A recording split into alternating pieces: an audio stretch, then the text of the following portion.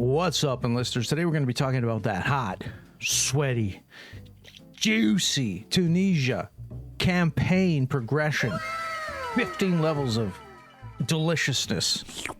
Let's get into it. All right, so in order to progress in this campaign, you're going to need a premium vehicle. If not, you can still play it, but you just cannot progress. So let's go over some of that progression. Spoiler alert, you're not going to see a lot of new and interesting things in Tunisia, unfortunately. I mean, there are some Italian pieces here, there are some British pieces specific to these factions, but at the same time, compared to all the other campaigns, you're not really going to see anything here. And if I'm being honest, it's not too exciting with the changes. I will say that I love the levels. I think the maps are great. I just feel like the tools we get to use in the map are not that exciting. So let's just quickly go through it here. MP28, nothing really new and exciting there. Kind of a slow shooting submachine gun. The RE 2000 series, it has no bombs.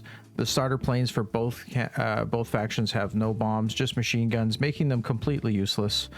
Carcano Mod 38 that you get with the radio operator. Now this is I believe it's a 6-shot. Yeah, it's a 6-shot semi-auto. I believe it's a 6-round semi-auto. Not a bad little gun. Obviously a little short on the ammo aspect of things, but not bad for level 4. I actually really like this gun. Of course, then you're going to be unlocking the drilling, and we already know this gun is garbage. And then you're going to get into the second tank that you unlock, which is the M14. I haven't unlocked it yet. I haven't been able to try it, but it does seem to be a nice little upgrade. The beginning tank that you get, by the way, which I should talk about, is just completely garbage. Very slow rate of fire, only pen shells and only a machine gun, and the machine gun has a very small burst round, and the ammo is an 8-round burst pen, but it can't pen, like I couldn't pen your grandma's underpants. That's pretty much how weak it is. So let's head back into the campaign tree. Then you're unlocking the PZB-38 anti-tank squad. Again, we've seen these things in Moscow. They haven't been that effective, not that great, so not that exciting there. Maybe against these crappy light armored tanks they might be somewhat useful, but we'll have to see on that. Then we're unlocking the a Beretta Submachine Gun. Now this is a new gun, and we haven't really seen this before. There are other Berettas in the game, but not this particular model. Again, we're going to have to see how this one pans out. 450 to 500 shots per minute. Not super fast, but not the slowest. So I think that's a nice new little gun that we can explore there. Another 6-round shot here. This one, another 6-round magazine. I believe this is semi-auto as well. It's got the Mannlicher style ammo clip. I mean, that just sounds good all on its own. Again, nothing really too new there. And then level 10, you get your gunner class here with the Beretta Mod 30. Nothing new there. And then finally, level 11, you're going to actually be able to unlock a bit of a bomber. And now, actually, this bomber is pretty nice. 500 kg bomb. It's a big boy. And hopefully we're going to be able to see some nice ground destruction with this one.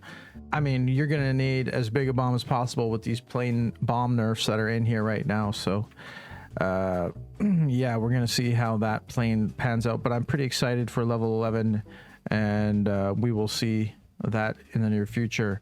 Level 12, going to get that semi-auto Beretta Mod 39. I'm pretty excited for this rifle. What is it? It's a 6-round magazine. Again, not that great. Just all the guns feel a little bit underpowered in this one so far. Then, of course, Mortarmen completely going to be pretty useless in Tunisia, in my opinion, with all the buildings, unless they have some new maps coming out where Mortarmen can actually see some play. But again, not too exciting. And again, level 14, what do we get? MP40. Just, you know, this is just your classic Axis machine gun here. Nothing new. It's in every single campaign, and a little disappointing to see that the Axis gets such a limited variety of weaponry. And level 15, just your basic sniper. And that is the progression for Axis. Again, if you are looking for some fun and interesting progression, I'm sad to say it's not really in Tunisia yet. Now we're going to hop over to the Allies, starting off with the Sten Mark II, you know, kind of your basic submachine gun. Again, we're going to be getting the Hurricane, a British fighter, and this thing, again, no bombs, so just completely useless. No one's going to be going in for a machine gun battle with their planes in the air, because it just literally does nothing now. Especially with all the nerfs to the planes. I mean, if your plane doesn't have a bomb, like if your plane does have a bomb on it, it's not even that useful anymore. And now that they nerfed the bombs on the planes, planes are just even more useless now.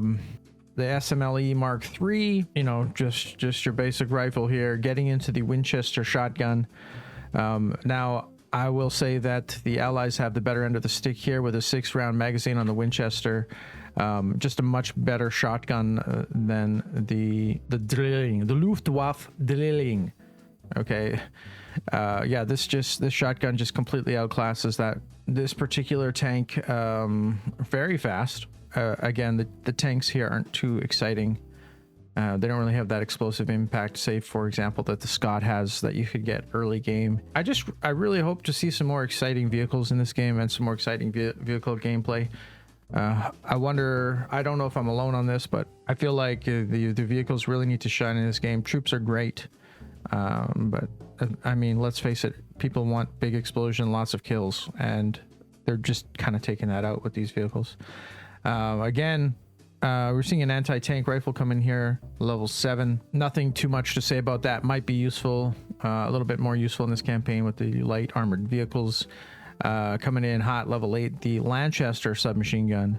I haven't really tried this yet, but 550 to 600, and let's go over to what the Axis get. 550 to 600, 450 to 500. So again, the Allies are outclassing the Germans with this particular submachine gun, and that's just purely based on rate of fire, because I feel like rate of fire is king when it comes to submachine guns. Coming in level 9, Lee Enfield Mark I, but again, nothing really new with this particular weapon.